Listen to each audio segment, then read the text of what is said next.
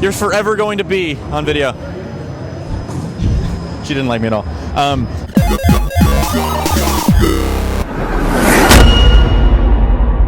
going on? This is Jade Kaufman, aka the 8-Bit Ninja. This is Tanner Deeper, aka Zombie Siglets. Sorry if it sounds like we're yelling. It's really loud out here. But we just got done playing The Evil Within on PlayStation 4 and Xbox One. But we didn't just get done playing it. We played a lot of it and everything like that. I lied to you. We played yesterday. I've been a huge Resident Evil fan since like '96, since I was a little kid. Shinji Mikami is one of my favorite game designers ever. He really brought the fear, I think, to survival horror games and really kind of branded the genre. I think it kind of started the survival horror genre. I mean, yeah, like Resident Evil was one of the first games to really come out and be like, this is a survival horror game. Yeah. Shinji Mikami is the lead designer on The Evil Within, lead developer on Evil Within. And who is that? And he created Resident Evil, and just for survival horror fans, like when Resident Evil 5 and Resident Evil 6 came out, I just thought they were garbage. I thought they were terrible. They weren't scary. Like there just wasn't a lot of fear there.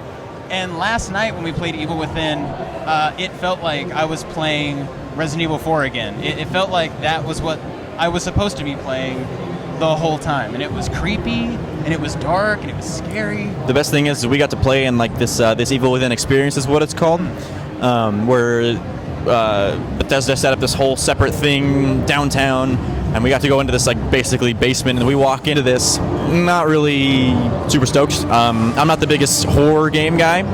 I play them every once in a while or anything. I love the PT demo that just came out recently. I've liked Resident Evil and all that.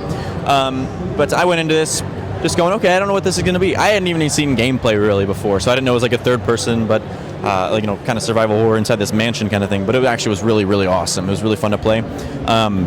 I just started shooting things, I think. I think we switched off. My favorite thing that I did in it was I walked up to an already dead body, and I just decided to throw a match onto it and just light it on fire. So that's my experience with The Evil Within, and I gotta say, 10 out of 10 would play again. 10 out of 10 would bang. Well, 10 out of 10 would bang. Yeah, I guess. With fire. I just, the gameplay is great. I would say anyone who's played like Silent Hill and anyone who's played Resident Evil, this game feels like a perfect mesh between the Silent Hill games and the Resident Evil games. It's got cool enemies, it's got creepy environments. The sound design is insane. It's so creepy. It reminded me of like the Dead Space sound design. Like I love Dead Space. 1, yeah. Where it was just shit would just happen. Like it didn't affect gameplay at all. It was just there to make you shit your pants. Yeah. That happened a lot, and it was great. I loved it. I said this about Watch Dogs, and Watch Dogs came out kind of shitty, but Evil Within is my most anticipated game for this generation, and game that's coming out.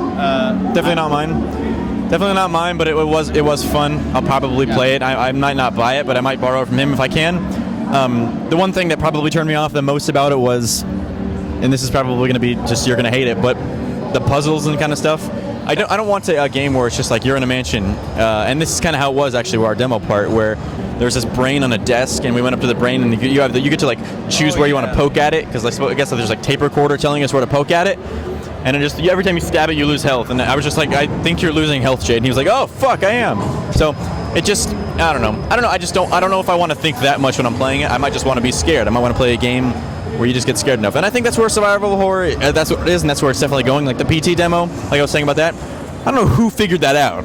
That was hard. I had to Google everything, and I didn't even finish it still. So, I don't know. That's just my 2 cents on it. That's true. I mean, there are things like that that it can be kind of annoying, where you really have to analyze, like, oh, there's a photo of a brain, and you have to cut very specific pieces out of it, and it can be kind of cryptic at points. And again, just to mention the PT demo, which is the most cryptic fucking thing that you could possibly play right now. Mm-hmm. I don't want it to be a lot like that.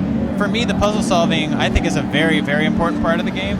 But I don't want cryptic puzzles where there's no information on what you're supposed to do, where you're supposed to go, what you're supposed to be looking for.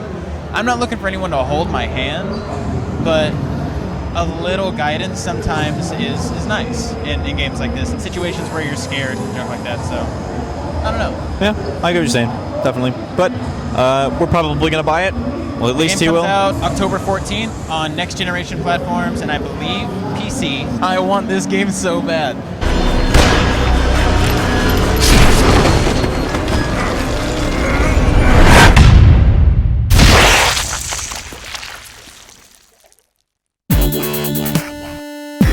Hello.